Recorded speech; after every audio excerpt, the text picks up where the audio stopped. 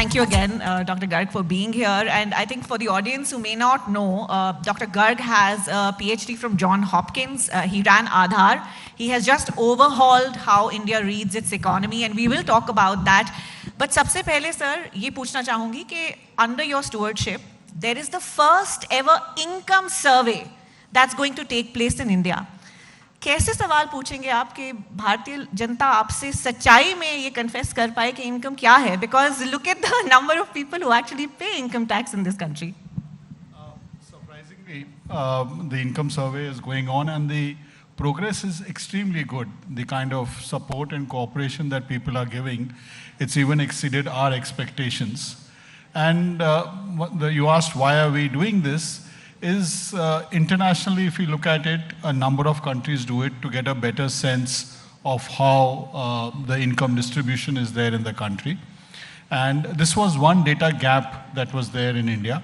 We had tried it back a few decades back. We did make attempts, but I think it was the fear of whether people will talk about it or not, and that held us back. But given the fact that we only use it for statistical purposes, in fact, when we go to any house, we say that we are not from any tax authority or an enforcement. We are from a statistical and only for data purposes, and we keep the data confidential. And I think that helps us to get better responses. So what are the kind of questions that are asked in an income survey? Obviously, there are some direct questions asked of what are the sources of income, whether agricultural, non-agricultural, from business, from other sources. There are some questions also of the kind of assets that are owned by the individuals and households. But the focus is on different sources of income. And we don't ask expenditure in this. There's a separate thing we do once in 3 years on consumption expenditure. And people do respond to it. And what are the kind of savings they have. We only ask round figures. We don't ask for very specific numbers in that sense. And at higher levels, it's more in terms of the ranges that we are talking about. So, as I mentioned, and I must thank the people for supporting it. And all surveys are useful to the extent that people participate in them. Yes, they participate, but income is such a touchy subject. So I'm just trying to understand, do you believe what people are telling you? So internationally, this is a issue. It's not local or specific to India. And that's why we also get some information of the assets.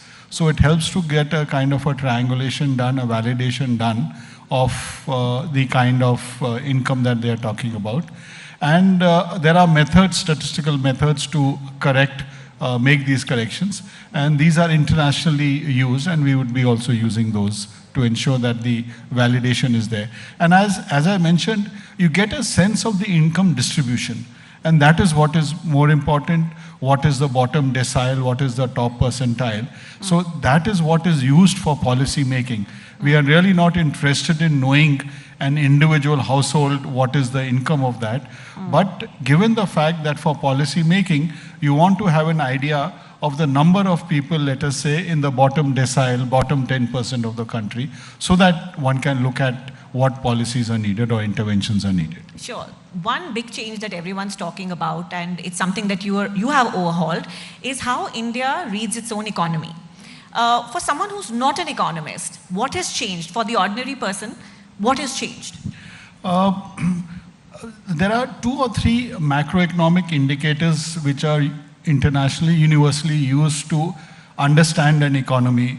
When anyone talks of how is that economy doing, you ask for the GDP numbers, that what is the size of the economy, what is the growth of the economy. Another question you often ask is what is the inflation rate, how much are prices rising. And this is GDP, CPI, Index for Industrial Production. These are some statistics which are used to compare different countries. So what we have done is that, and each is compared to a certain base year. The base year was 2011. We have updated that to 22-23. And it's not that the realization was not there that this needs to be done, but certain external factors. For example, COVID came in the middle earlier, which prevented certain delays. And there were some questions being raised perpetually about Indian data, that the data sources are not robust, or some technical factors, which is called deflators, are not being used properly. Right. I think we made it transparently clear what is the data source we are using, how we calculate, and I hope that clarity has come in everyone, that there is nothing that we need to hide or suppress. Everything is out there. In fact, we discussed with a host of academicians, forecasters, that this is what we are planning to do. You please suggest if there's something better methodology that you have. Because all these requires certain background methods of working, and I think we've been able to convey that, and we've also incorporated feedback that we have got. And that is one thing which I just want to again say, that there is no reason to doubt the data that we produce now, or in fact what we were producing earlier. We are very transparent and we disseminate it extensively. So since you mentioned doubt, I have a few questions around that. So when the base year was changed and the new data was released, our growth rate went up 7.6%, but the actual size of our economy went down. So were we never as rich as we were told that we are? So let me, number one, the growth rates that we have seen in the last 3 years, when we changed the base to 22, 23, all three have been over 7%. There were slight ups and downs. It was 6.5 became a 7.2, or a 9 became a 7.5. So those were methodological changes that happened. But we remain the fastest growing economy in the world. We were the fastest growing, and we continue to remain even in the revised methodology. The change that you are talking about, the dip, was that the size of the economy is about 2% less than when we are talking about the overall size. But a 2% less when we are in a size of 1 lakh crores of economies, that's the level that we are talking about, is not something which really substantially changes the fact that we are growing fast, and we will continue to do that. So it's a slight correction, I would say, and not anything which is substantially different from what happens internationally. Internationally, we looked at data of some 60 countries who had revised the base year over the past decade, and that differences or the change in the base year varied from, let's say, minus 10% to plus 20%. Ours was a minus 2%. So we're very well within the range of what happens when such changes occur. So I'm going to press on that a little bit more, because on the global stage, there have been doubts about the data that India comes out with. We are pitching to be the next great economic engine. But some of the sharpest minds and institutions have questioned our data. For example, IMF still puts an asterisk next to the numbers that India produces. The government's former chief economic advisor had actually published research arguing India's growth was overstated by about 2.5 percentage points every year. And he put real growth closer to 4.5% as opposed to the official 7%. So there is a credibility deficit. How are you looking to fix this credibility deficit? So let's first talk of the IMF asterisk, as you mentioned it. I think the asterisk was only on the basis of the fact that the base year was more than a decade old. In fact, we've put it out in the public domain, and the IMF, we've had discussions with the IMF. They have a constraint that if that base year is, we had of 2011-12, it's more than 10 years old, that they put a question mark that this needs to be revised. There was never any doubt on the numbers that they have raised. What the second researcher that you mentioned, they have questioned the growth rate. And I think this is something that both the CA and myself have written in the newspapers in reply to that, that there are two areas where the questions was raised. One on the data sources, that the data for the informal sector was not being not being calculated in the right manner, And the second one was a technical one on the deflator that is used to bring current prices to constant prices. That could have been different. Both those, I don't want to get into the details of that, but on the data sources, we have, for example, an informal sector survey we do annually, and we are using that data for the calculation of the GDP. And had the data been so off that it was 2 or 3% per year, over a period of 10 years, the size of the economy would have been overstated by 30 or 40%, which was not the case. When we have revised the economy, there was a blip of only 2% compared to the 30 or 40% that is being talked about. So I think the fears have been overstated, and I think we need to believe in ourselves that the data that we are producing, and that's the reason we have brought out everything in the public domain, and every step we have done public consultations in Delhi, in Mumbai, in Chennai with academicians. And we would be very happy to engage again if required, if there are any doubts, and we would be very happy to clear them. Well, there's certainly been a lot of positive changes in the way that you're overhauling data sources and methodology. But I'll come back to that question of credibility, because we are talking about good data, making good policy. There are a huge number of independent economists who have spoken about, and we have to read between the lines here, that when the data is not painting a flattering picture for the government in charge, it is hushed. So I think, and that's why I would say in the Ministry of Statistics, we bring out what is called an advance release calendar. And we bring it out that we will be bringing out the CPI data on the 12th of every month, which globally is among the best international practice. We bring out the Index for Industrial Statistics on the 28th of every month. Every quarter, there's a fixed time when we bring out the GDP figures. And I think that is one step that we have institutionalized to ensure that the advance release calendar is met, so that these kind of issues which might happen, that it is not being brought out on time, get taken care of.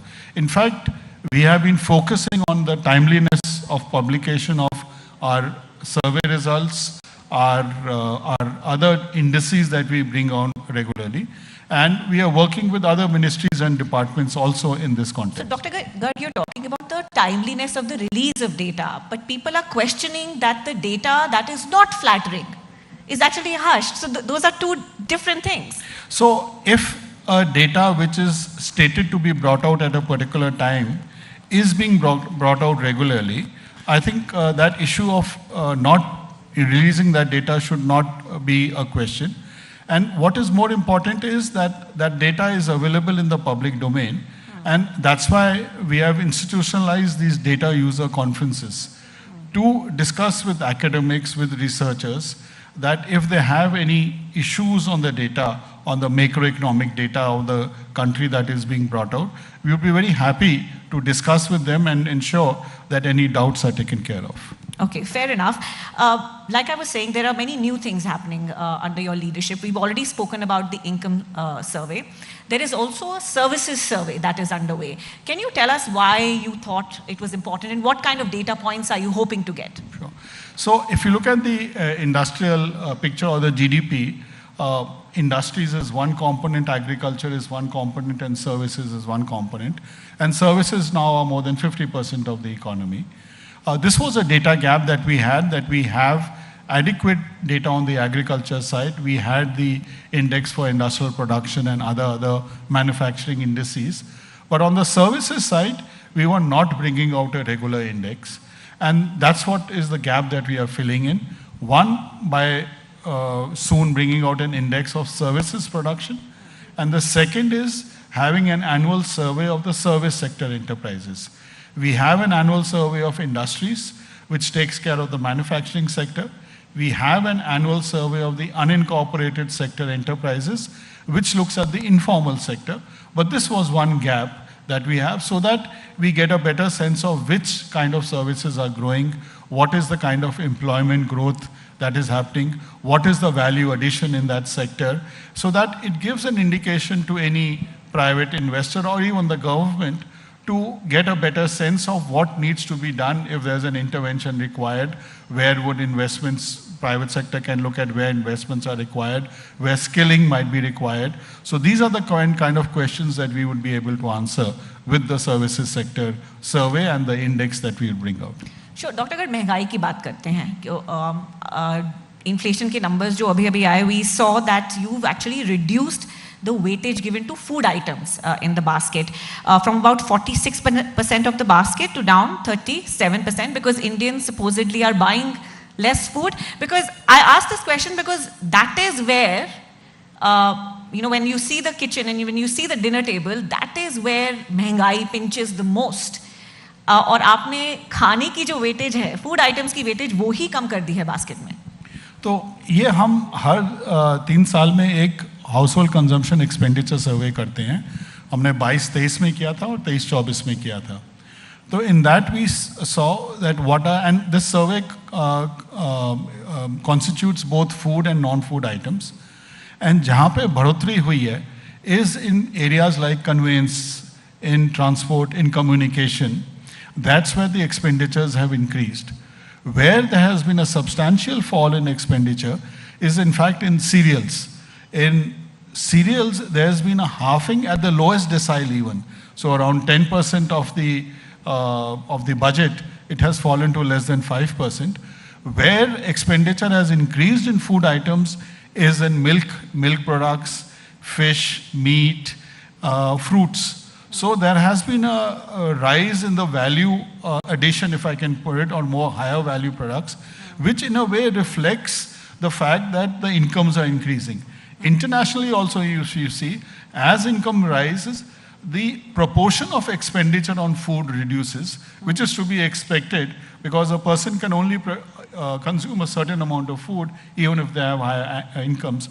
So it's not that the food consumption has reduced, it's that the proportion of expenditure of food, given the fact that incomes have increased over the past 10 years, that is what gets reflected. But how do you account for the informal sector? ये एक बहुत बड़ा वर्ग है हमारी economy का. And are there changes in methodology you've brought in now to capture data from that sector? Yes, and there are 2 or 3 things we've done, and one is we do a periodic labor force survey, which we used to bring out quarterly or annually earlier. Now we bring it on a monthly basis because it's in the informal sector that a large number of people are employed or they work. So now we have on a monthly basis on the changes that are happening, what is the skill levels they have, and if there are any reductions or increases in the workforce participation, people are going out of workforce or entering the workforce. Now we have this data monthly, which earlier we used to have it quarterly for urban areas and annually for the country. The second thing that we now have, we do an annual survey of the unincorporated sector enterprises, as I mentioned, which gives us an idea of which are the areas where growth is happening more, what is the credit inflows in that area, and what are the kind of skill levels required. And the third point of data now which we have, which we didn't have earlier, which is the GST data. Because GST, though it is primarily for the registered or corporate enterprises, but even the smaller businesses, etc., which have a turnover over a certain minimum, need to get registered under the GST. So this has given us a much better sense. And I think I must say that over the past decade, because of the penetration of digital India, we have a lot of different sources of data which were not available. We have e-Vahan data, which gives us an idea of what is the movement of transport sector across the country. And I think this also flows from the focus which the Honorable Prime Minister has been given, that he stated that a number of times to civil servants when he addresses them, that we need to, whatever we measure, we will improve, and ultimately we want to transform that. Right. So given that focus on transformation, that need for measurement is really flowing from the right from the top. I have 2 very brief questions before we wrap up. Number 1, is there a piece of data recently that has surprised you about India? So I think this household consumption expenditure survey, which came out last year, I think that throw up one is food, which was really, food used to be the major point. But interestingly, two other points, data points which have also come up, is that the ownership of vehicles of different kinds is now widespread. That's been really one of the fastest growing areas. And the second is the expenditure that people are spending on transport and conveyance has nearly doubled from what it used to be. And this is not only for purposes of recreation or tourism, it might also be for commuting to work or for other purposes. I think these are changes in the economy which have happened, which are extremely significant. And the third, if I can put, is obviously the usage of digital technologies, the usage of internet, smartphones, etc. It's showing up in the various surveys that we do. Okay, final question, Dr. Garg. Should Indian economists, should the world at large believe every data point that India puts out? So what I would say is that as a statistical means, you talk of 95% confidence levels. And I would say that the data that we bring out, we ensure that the error in that data is of a confidence level of over 95%. And I would like to mention that we are the fastest growing economy. Our revised data is showing it, and there is no reason to believe that we will not continue to be the fastest growing economy in the globe. I think that's a fantastic note to end this session on. Thank you so much, Dr. Garg, for answering so many of our questions.